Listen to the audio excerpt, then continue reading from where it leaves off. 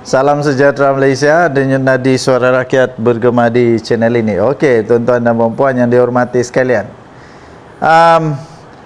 Politik Sabah semakin banyak dia punya persoalan misteri dan semakin rumit. Pertama, kedua, semakin kita terangkan, semakin benda tu tidak dapat dipahami. Kedua, ketiga, semakin banyak kita cuba untuk keluarkan orang-orang punya calon ini jadi calon TYT, ini jadi calon ketua menteri, semakin keras juga orang menolak. Nah, mula-mula ada orang kasih calon supaya si Haji G dikekalkanlah jadi ketua menteri. Lepas tu ramai orang tidak setuju, bilang ini kaki inilah, kaki itulah, dia ni boneka Musa Aman lah, macam-macam, ya, macam-macam. Kemudian kita kasih keluarlah nama Jeffrey Kitingan. Jeffrey Kitingan pun ramai orang cakap dia itu raja lompat katak, dulu kuat melompat, tidak kuat dia punya hati. Jadi pun tidak setuju. Pairin Kitingan pun tak setuju, Ewan Benedict pun tak setuju, Safi Abdal pun tak setuju, siapa lagi, Munirah pun tak setuju. Lepas itu siapa-siapa pun kamu tak setuju lah. Nazilin Unity, The Twin TV pun kamu tak setuju. Beginilah kalau kamu tak betul setuju, apa kata kita bagilah, kita bagi Dominic Tan lah. Kita bagi Dominic Tan lah. Ataupun kalau kamu mau lagi hebat, kita bagilah Pak Teisu lah, Pak Teisu. Pak Teisu lah, kita kasih jadi ketua menteri, alang-alang. Apa kamu suka? Dia kan dibagi gelaran apa? Gelaran ketua kampung Likas. Ketua kampung Likas. Jadi kapten, kapten. Lagi pun dia kapten kan? Jadi okeylah. Kalau semualah kamu tidak setuju, kita bagilah Pak Teisu lah, Pak Teisu kasih jadi dia naturalisasi. Lepas tu suruh dia bertanding. Lepas tu ini manusia paling bagus sekarang. Tidak ada apa-apa isu, tidak ada isu lompat katak, tidak ada isu dia jadi boneka kepada Musa Aman, tidak ada isu juga dia ini pilak punya isu, tidak ada isu juga isu macam-macam lagi punya isu yang pelik-pelik tu dia tiada. Jadi kalau kita mau tiada isu betul-betul, kita sokonglah Pak Teisu. Pak Teisu atau Dominic Tan. Di antara Dominic Tan dengan Pak Teisu, yang mana satu kamu sokong? Ataupun susah-susah, kita bagilah 4 penjuru. Kita bagi 4 penjuru. Penjuru pertama Dominic Tan, penjuru kedua Pak Teisu, penjuru ketiga Daryl Laking pula, bukan, ndak cik. Daryl siapa itu? Darren Lock. Darren Lock penjuru ketiga. Penjuru keempat kita bagi siapa? Si Paulo Jose lah. Dia baru kan? Paulo Jose, dia belum ada apa-apa masalah, dia masih bersih. Siapa? Siapa? Joe Pedro. Astaga, silap. Joe Pedro. Apalah, kau peminat Sabah pun kan dah tahu. Joe Pedro lah, dia baru pemain baru kan, dia bersih. Okey, jadi begini maksud saya, tidak ada dalam politik ini kita mau cari orang yang betul-betul bersih. Yang cuma saja kita mau cari adalah orang yang betul-betul pandai buat kerja, tidak pentingkan diri sendiri, dia tunaikan manifesto dia sekurang-kurangnya dapat membangun negeri, dan yang seterusnya dia sekurang-kurangnya berpendirian bagus. Berpendirian bagus dan dia betul-betul mau memperjuangkan hak yang betul. Itu saja yang kita mau. Kalau kamu cari-cari yang betul-betul malaikat, tak payahlah. Dan memang tidak ada yang malaikat di dalam politik. Sama saja semua. Memang ada masalah. Politik ni memang politik yang pelik. Memang benda yang pelik. Hanya orang-orang politik yang faham. Jadi orang-orang kampung macam saya ini susah mau kasih faham. Yang kita faham, kita mau cari malaikat. Tapi masalah dia tidak ada malaikat. Okey, jadi sokonglah Pak Teisu, majulah sukan untuk negeri Sabah. Kita doakan negeri Sabah, Sabah FC akan menentang PT Atletik besok pukul 5 petang.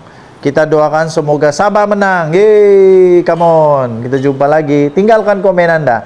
Janganlah marah-marah. Oke, bye. Aduh, minta maaf tuan-tuan dan perempuan. Beginilah kalau orang kampung ini, dia punya stand ini, stand kampung-kampung saja. Oke, tuan-tuan dan perempuan yang dihormati sekalian. Tup-tap, kejutan demi kejutan, satu demi satu benda yang pelik-pelik diumumkan, satu demi satu benda yang tidak dijangka diumumkan. Mula-mula si Anu jadi Perdana Ketua Menteri, si Anu jadi TYT. Tapi ada terbaru nih, orang komen saya. Ini komen dia, saya sisipkan bagi Anda. Wah, ini satu komplot kah? Wah, kalau ini terjadi mungkin ini satu komplot yang luar biasa, satu komplot yang dalam bentuk bagus lah. Jangan pikir komplot yang buruk saja. Komplot itu maksud dia ialah perancangan rahasia. Itu komplot. Tiba-tiba ada orang cadangkan gugurkan Haji Ji sebagai ketua menteri, tapi lantik dia sebagai TYT Negeri Sabah. Walau, ini naik pangkat. Ini bukan turun pangkat, tuan-tuan dan perempuan. Ini naik pangkat. Dari ketua menteri naik pangkat jadi TYT. Habis Musa Aman letak di mana? Sekarang ini hot di seluruh grup yang saya ada, yang saya join grup ya, tuan-tuan dan perempuan. Banyak grup yang saya join, paling hot sekarang ini memperkatakan menolak Musa Aman daripada menjadi TYT Negeri Sabah. Kerana banyaklah tuduhan diorang kata si Musa Aman ini kaki sakau, kaki penyamun, kepala botak, macam-macam lah, membotakkan bukit bukau, gunung ganang, kayu balak negeri Sabah, begitulah. Okey. Nah, sekarang kita balik kepada Haji Ji.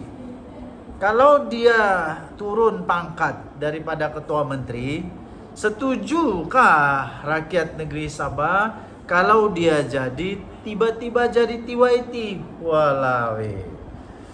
Tiba-tiba jadi TYT. Okey, saya secara pribadi saya tidak ada masalah kalau dia jadi TYT, tidak ada juga masalah. Cuma saja mungkin baik kalau orang yang lain lah, bagilah peluang orang lain. Dia sudah merasa jadi ketua menteri, sudah cukuplah dengan gaji yang tinggi yang pernah sudah dirasa, dengan kemewahan, kenikmatan, layanan VIP yang sudah dia nikmati sebagai ketua menteri. Cukuplah. Sekarang bagilah peluang kepada orang lain untuk dapat pula menikmati hasil kekayaan dengan layanan VIP. Bukan saya tidak setuju kerana dia tidak bagus, bukan, tapi bagilah peluang kepada orang lain pula. Itulah maksud saya, bagi peluang kepada orang lain. Wow, kalau Haji Ji jadi TYT, habis siapa calon ketua menteri? Kalau Haji Ji jadi TYT, siapa calon ketua menteri yang boleh ganti dia? Mungkinkah kita calonkan Syahelmi Yahya? Syahelmi Yahya yang dia kayak katak tu, saya sudah berapa ingat lah. Atau mau kasih Masidi Manjun untuk jadi ketua menteri? Atau siapa di dalam PGRS yang kamu rasa, yang anda rasa sesuai untuk jadi ketua menteri? Ataupun biarlah semua nama-nama yang biasa didengar itu ketepikan. Sekarang kasih yang nama-nama baru untuk jadi ketua menteri. Siapa tahu tiba-tiba Ronald Kiandi daripada Perikatan Nasional ataupun daripada Parti PAS, siapa tahu kan, siapa tahu. Tapi yang pasti PAS tidak akan menang di Sabah lah. Okey. So, tinggalkan komen anda, adakah anda setuju sekiranya Haji Ji tiba-tiba jadi TYT Negeri Sabah? Dipecat daripada ketua menteri, tapi rupanya ada satu perancangan rahsia untuk dinaikkan pangkat jadi TYT. Tinggalkan komen anda. Denyut nadi suara rakyat bergema di channel ini. Jangan lupa tekan butang subscribe, like dan share. Malaysia kita punya, cintai Malaysia aku, kita jaga kita. Kita jumpa lagi. Bye-bye.